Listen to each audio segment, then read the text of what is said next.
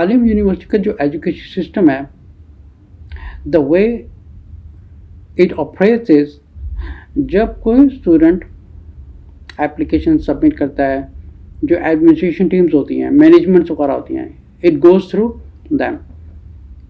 फिर यहाँ कुछ दिन लगते हैं to get an evaluation, to background check and to check their English capability. तो सब कुछ ये चेक किया जाता है। आफ्टर ऑल तो आपकी एप्लीकेशन नॉट श्योर के रजिस्ट्रार ऑफिस वो पास करेगा या वो रिजेक्ट कर देगा। मोस्ट लाइकली अप्रूव हो जाते हैं, मोस्ट लाइकली। फिर इसके बाद जो रजिस्टर कर लेता है, फिर उनको स्टूडेंट कैंपस का एक्सेस दिया जाता है। स्टूडेंट कैंपस के एक्सेस के उनके स्टूडेंट पोर्टल के ऊपर सब कोर्सेज दिए होते हैं every first semester. Each semester होता है 5 या 6 महीने का, लेकिन बिकॉज ऑफ यहाँ पे टाइम रिस्ट्रिक्शंस नहीं है, so they can extend and delay जितना वो अपनी मर्जी से एक्सटेंड करना चाहें। द डिले इज अलाउड, जितना मर्जी वो डिले कर सकते हैं। लेकिन if they follow the weekly format of study, अगर वो एक वीकली हर वीक के फॉर्मेट को स्टडी करते हैं, then they will be able to finish each semester by in within 5 months, almost less than 6 months। Each course को 20 weeks में डिवाइड किया गया है, लाइक तकरीबन 5 महीने हो गए समथिंग। हर 9 वीक के बाद जो 10th वीक होगा उसमें मिड टर्म होता है। फिर 11th वीक से लेके 19th वीक तक नेक्स्ट सेशन है। नेक्स्ट सेशन के बाद जो 20th वीक है उसमें एग्ज़ाम होता है फाइनल। लेकिन एज आई सेड, जो एक वीकली फॉर्मेट फॉलो करते हैं और दूसरे वो लोग हैं जो अपनी मर्जी से पढ़ना चाहते हैं, इट इज़ अलाउड। लेकिन मिनिमम है वीकली गैप है। स्टूडेंट पोर्टल के ऊपर हर कोर्सेज की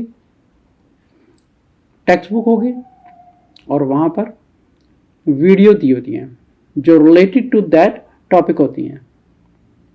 फिर स्टूडेंट्स को हर वीक में पेजेस में डिवाइड किया गया है कि कौन से टॉपिक को कवर करना है इस वीक में, कौन से टॉपिक को कवर करना है इस वीक में, कौन से टॉपिक को कवर करना है। सो बाय वीकली हर वीक टॉपिक को डिवाइड किया गया है।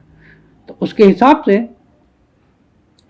Students videos time by time देखते रहेंगे related to that topic. And also students होते हैं जो यूट्यूब के ऊपर और भी वीडियो सर्च वगैरह कर सकते हैं related to that topic to have more information and write it down and collect all the data. फिर हर वीक का जो एंडिंग होती है, हर वीक के एंडिंग के बाद जब उनका दिल चाहेगा वो एग्ज़ाम देंगे जिसको बोलते हैं वीकली क्विज। हर वीकली क्विज में 10 क्वेश्चंस दिए हैं like multiple choices, so they have to pass that. फिर हर वीक के बाद they have to do an writing assignment. उस राइटिंग असाइनमेंट के में उन्होंने जो एक वीक में पढ़ा होगा उनको अपने ही अल्फाज में to write down like an academically presentation. तो वहाँ से उनकी एक प्रैक्टिस शुरू होती है, how to write an APA style, ताकि आगे जाके जब वो मास्टर्स डिग्री में जाएंगे they will be able to do a large project. जैसे अमेरिकन या UK जो PhD डिग्री क्वालिफाइड प्रोफेसर्स होते हैं उनकी बुक्स वगैरह होती हैं, they will be able to reach that point starting from semester 1 first course first week.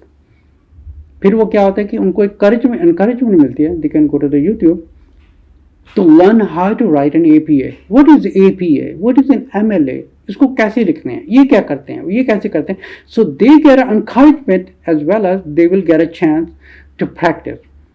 उसमें प्रैक्टिस कर करके एक टाइम आएगा कि वो तब 2 साल या 1 साल या कुछ महीने बाद ही कुछ अगर क्विक लर्नर हैं तो वो जल्दी पिकअप कर लेंगे। लेकिन कुछ अगर डिले है, maybe it will take in next semester to be more qualified. So how they started from the first one? When they do not know what is APA. APA होता क्या उनको पता भी नहीं है. But at the time they will reach, they will be capable to write the entire book. जो academically certified होती है. This is called higher level working on APA programs. फिर ये वीकली सेशन है up to the 19th session. 19th week के बाद, 9th week के बाद जो 10th वीक होगा, that's a mid term. Mid term के में they have the same thing. They will have maybe a 40, 50, 60, 70, 80 questions. They have to answer right in a time restricted manner. फिर एक mid term का large project दिया जाता है. They have to write maybe 5 or 10 pages academically. फिर उनकी जो marking होती है, it is based on the research, self written with the sincerity. फिर उसके ऊपर मार्किंग की जाती है. And the same format follows from the 11th week up to the 19th week, and the 20th week में final exam होता है जिसमें सेम 60, 70, 80 क्वेश्चन वगैरह होते हैं, multiple choices, time restricted and final project. फिर उनको फाइनल प्रोजेक्ट दिया जाता है. उस प्रोजेक्ट में क्वेश्चंस दिए जाते हैं, इन क्वेश्चन के ऊपर रिसर्च करनी होती है. This is called real scholar.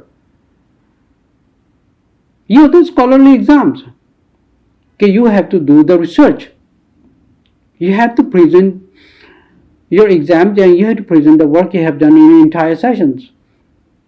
अब जितना वो रिसर्च करेंगे, रिमेंबर समथिंग, जितना एक शख्स रिसर्च करने से अच्छा आलिम बनता है, सिर्फ किताबें पढ़ने से आलिम नहीं बनता, वो बेशक 10 साल भी लगा ले. दिस इज द वे,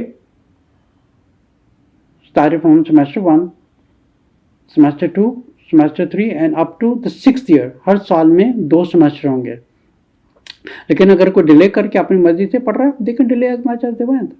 लेकिन according to the time wise अगर वो टाइम को फॉलो करते हैं, इट्स फ्लेक्सिबल प्रोग्राम. कुछ टाइम रिस्ट्रिक्टेड नहीं है, डेट रिस्ट्रिक्टेड नहीं है कि they have to finish this in 6 months. लेकिन अगर वो डिले करके एग्जाम करना चाहते हैं तो कर सकते हैं.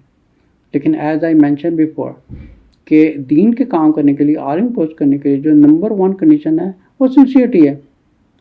लेकिन हमारी कोशिश ये है कि हमारे जो आलिम यूनिवर्सिटी से ग्रेजुएट हो के लोग जा रहे हैं, हम नहीं चाहते कि वो किसी पब्लिक में बैठ के स्पीच कर रहे हैं या कहीं क्वेश्चन आंसर के सेशन में अपने जो स्टूडेंट्स वगैरह हैं उनके साथ बात कर रहे हैं. They don't know what they are talking about. Because हमारे जो आलिम यूनिवर्सिटी में ज़्यादा से ज़्यादा कोर्सेज करवाए जाते हैं, कोशिश की जाती है कि ज़्यादा से ज़्यादा डाटा जो है वो इसको डाइजेस्ट करें, ज़्यादा से ज़्यादा डाटा अपने दिमाग में इसको मेमोराइज करें. डाटा कि कुरान है उसके बारे में हदीस कहाँ लिखी हुई है, तफसीर में क्या फरमाया गया है. So this are the data they have to digest in their brain. जैसे कुरान की अब जो आलिम कोर्सेज हैं, इनमें हर कैटेगरी को अलग अलग किया गया है.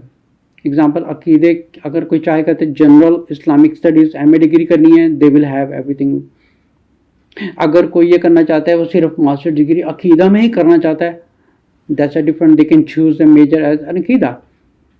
अगर कोई हदीस में क्वालिफिकेशन करना चाहता है तो हदीस मेजर चूज कर सकता है. इसी तरह तफसीर मेजर है, हिस्ट्री मेजर है, सीरा मेजर है. इसके अलावा जो अलग कोर्सेज हैं वह है Islamic psychology. Islamic psychology is very important. Why it is important? क्योंकि इसमें सबसे पहले जो जनरल साइकोलॉजी, जो एक यूनिवर्सल फॉर्मेट है एजुकेशन का ऑफ साइकोलॉजी फील्ड का, उसके पहले पढ़ाया जाता है.